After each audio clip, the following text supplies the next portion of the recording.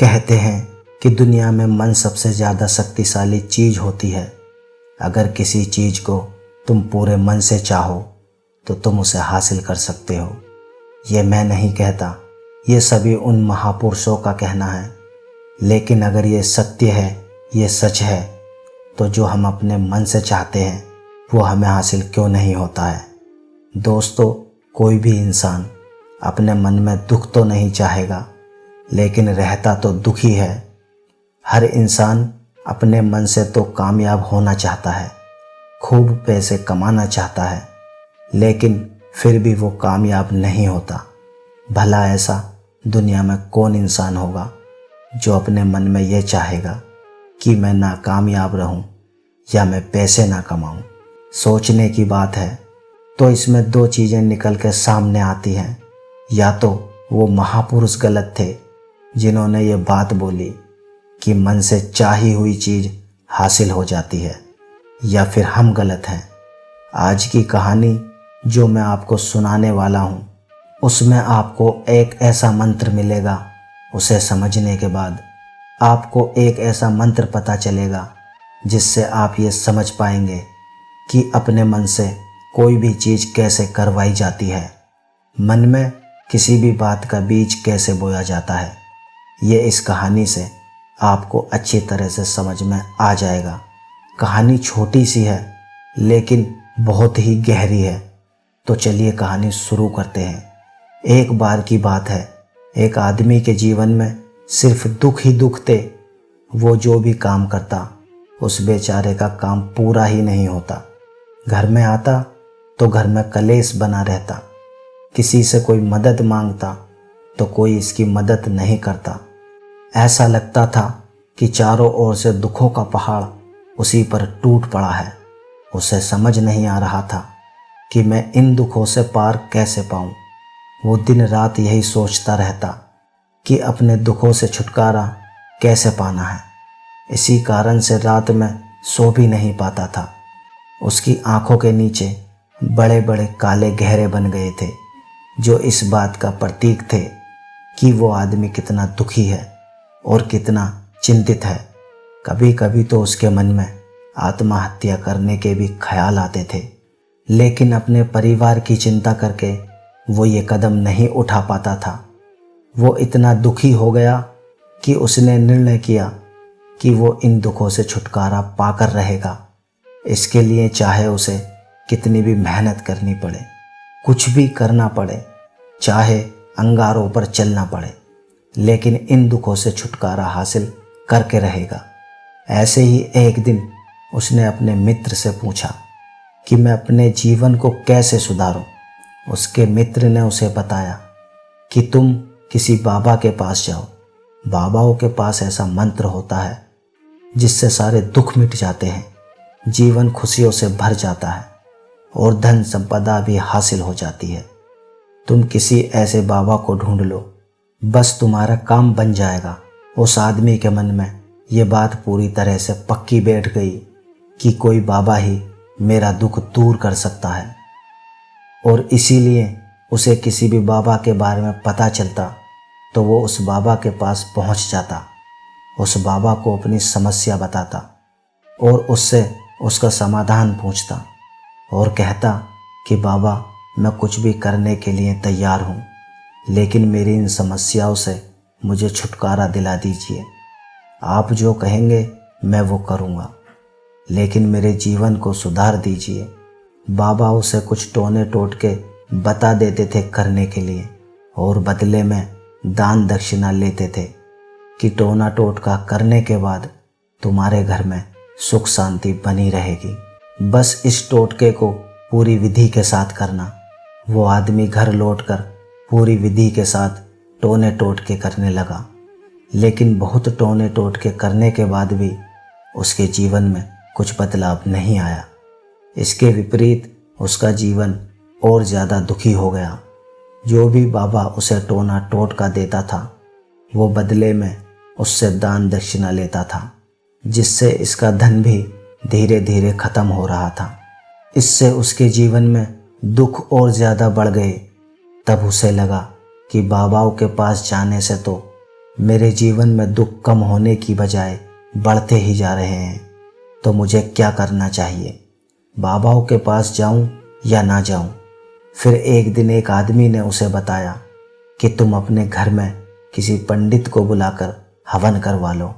हवन होगा, घर शुद्ध हो जाएगा। कोई भी बुरी ऊर्जा होगी घर में तो वो घर से बाहर चली जाएगी।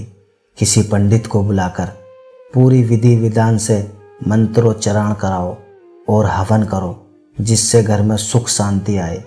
उस आदमी के मन में ये बात बैठ गई और उसने एक पंडित को अपने घर पर बुलाकर हवन करा दिया। हवन अच्छी तरह से संपन्न हुआ।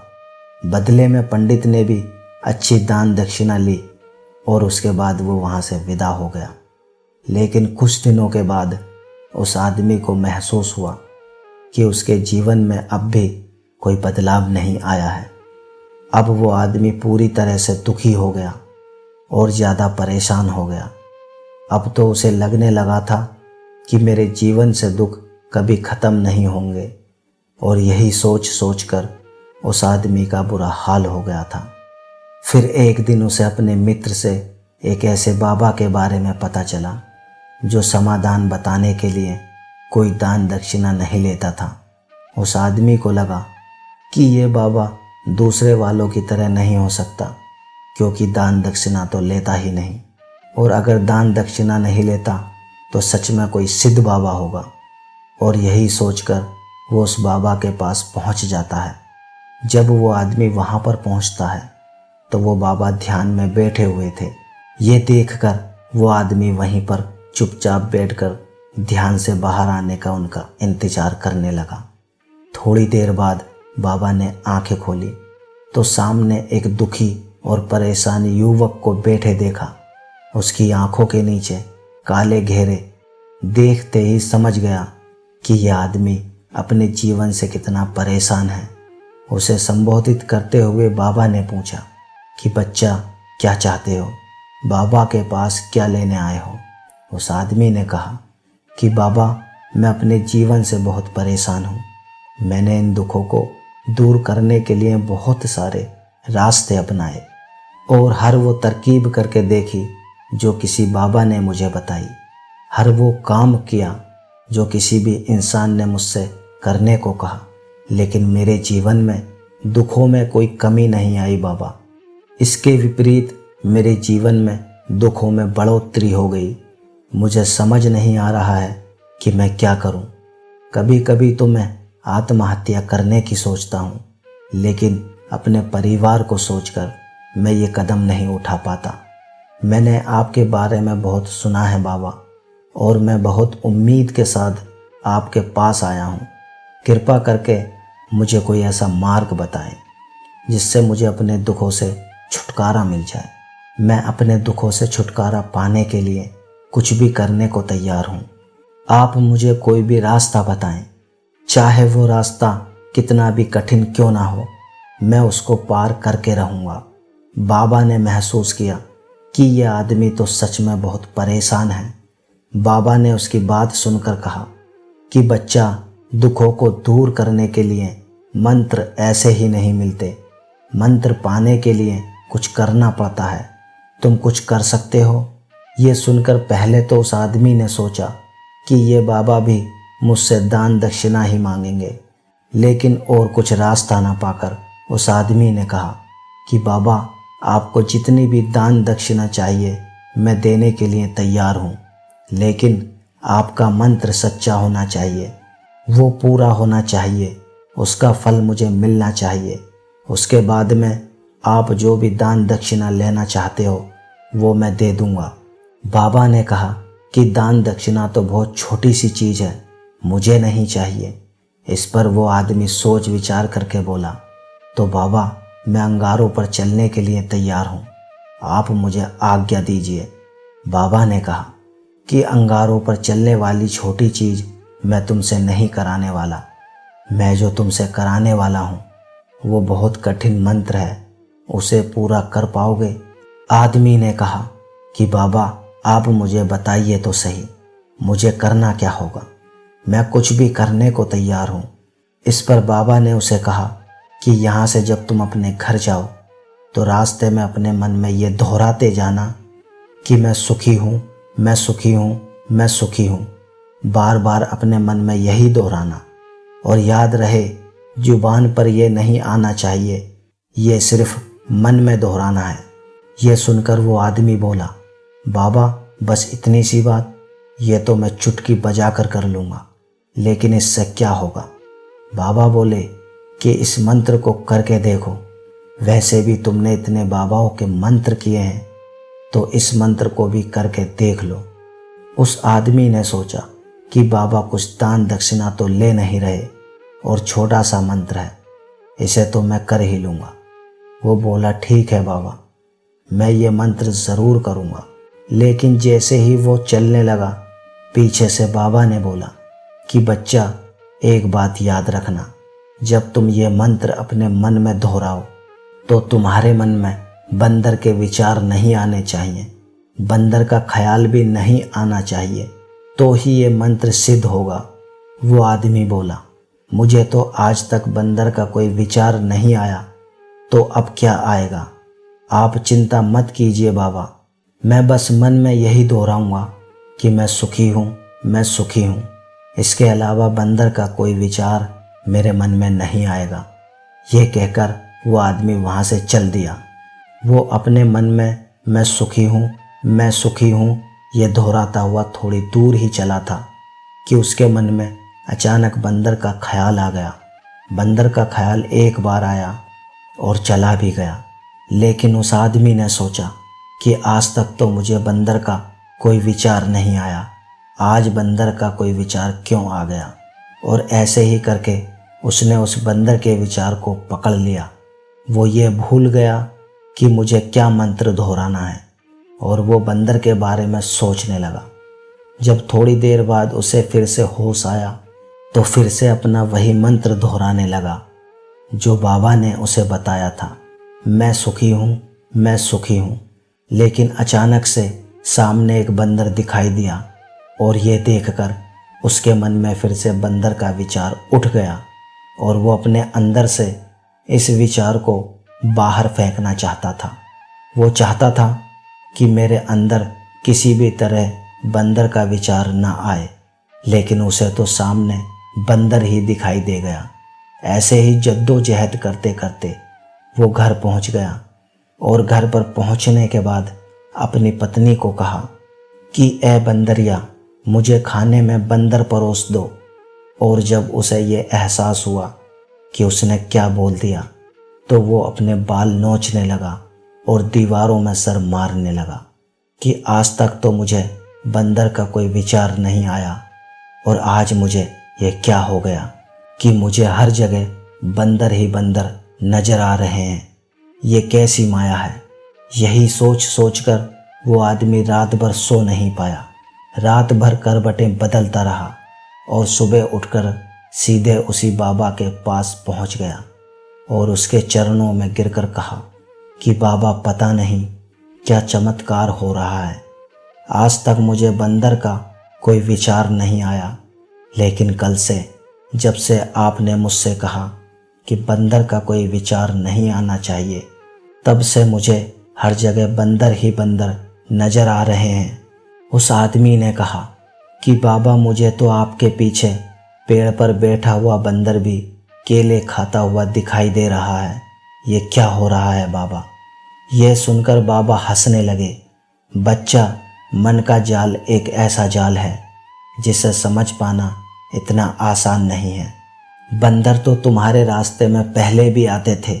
जब तुम मेरे पास आए थे तो इन्हीं पेड़ों पर ये बंदर घूम रहे थे, लेकिन तब तुम्हारे ध्यान में ये बंदर नहीं था, तब तुम्हारे ध्यान में सिर्फ अपने दुख थे। इसके बाद बाबा ने उसे बताया कि बच्चा, हम जिस चीज़ से भी दूर भागना चाहते हैं वही चीज़ हमारे मन में बहुत गहरे में प्रविष्ट हो जाती है, वो हमारे अंतर मन में समा जाती है। असल में हम जिस चीज़ से भी छुटकारा पाना चाहते हैं उससे छुटकारा इसलिए पाना चाहते हैं कि वो हमारे साथ बहुत गहरे से जुड़ी हुई है, और हम जितना ही उससे छुटकारा पाना चाहते हैं वो इतनी ही गहरी हमारे मन में बैठती चली जाती है और आखिरकार वो हमारे अंतर्मन में छा जाती है। ऊपर से तो हम चाहते हैं सुखी होना कि मैं सुखी हूँ, मैं सुखी हूँ। हमारे होठ भी यही बोलते रहते हैं, लेकिन हमारे मन में दुख समाये होते हैं। हमारे विचारों में, हमारे मन में हमें दुख ही दुख दिखाई देते हैं। इसलिए अपनी जुबान से बार बार ये बोलने से कि मैं सुखी हूँ, मैं सुखी हूँ, हम सुखी नहीं होंगे जब तक ये मंत्र हमारे अंतर्मन में प्रविष्ट नहीं होगा। इस पर उस आदमी ने पूछा कि बाबा, लेकिन ये मंत्र हमारे अंतर्मन में प्रविष्ट कैसे होगा? ये सुनकर बाबा ने कहा कि बच्चा, अपने दुखों से लड़ना बंद कर दो। जब तक तुम अपने दुखों को दूर करने की सोचते रहोगे, तब तक वो दुख तुमसे चिपके रहेंगे, तब तक वो दुख तुम्हारे अंतर्मन पर अपना राज जमाए बैठे रहेंगे। और जिस दिन तुम उन दुखों के बारे में सोचना ही छोड़ दोगे, उन दुखों से छुटकारा ही नहीं पाना चाहोगे, उसी दिन से तुम्हारी ज़िंदगी से दुख गायब हो जाएंगे। क्योंकि किसी भी चीज़ से छुटकारा पाने के लिए हमें उस चीज़ के बारे में सोचना पड़ता है, और हम जितना ही उस चीज़ के बारे में सोचते हैं, वो उतनी ही गहरी हमारे मन में प्रविष्ट होती चली जाती है। हम अधिकतर समय दुखों के बारे में ही सोचते हैं। हम यही सोचते हैं कि हमारे जीवन में दुख है और हमें इससे छुटकारा पाना है। इसी वजह से बार बार सोचने से वो दुख हमारे अंतर्मन में प्रविष्ट हो जाते हैं और हमें एहसास भी नहीं होता। इसलिए अगर तुम दुखों से छुटकारा पाना चाहते हो तो दुखों से छुटकारा पाने के बारे में सोचना छोड़ दो, तो तुम्हें दुखों से छुटकारा मिल जाएगा। अक्सर आदमी धूम्रपान छोड़ना चाहता है, शराब छोड़ना चाहता है, सुबह अपने आप से यह वादा करता है कि मैं कोई गलत काम नहीं करूँगा, लेकिन शाम को जब लौटता है तो नशे के चूर में होकर लौटता है। ऐसा क्यों होता है? जो हम सोच रहे हैं वो पूरा कर ही नहीं पा रहे हैं। असल में हम उस चीज़ को बहुत ही ज़्यादा तवज्जो दे रहे हैं, उस चीज़ को बहुत ज़्यादा अहमियत दे रहे हैं। जब भी हम उस चीज़ को छोड़ने के बारे में सोचते हैं तो हम उसकी विशेषता और ज़्यादा बढ़ा देते हैं।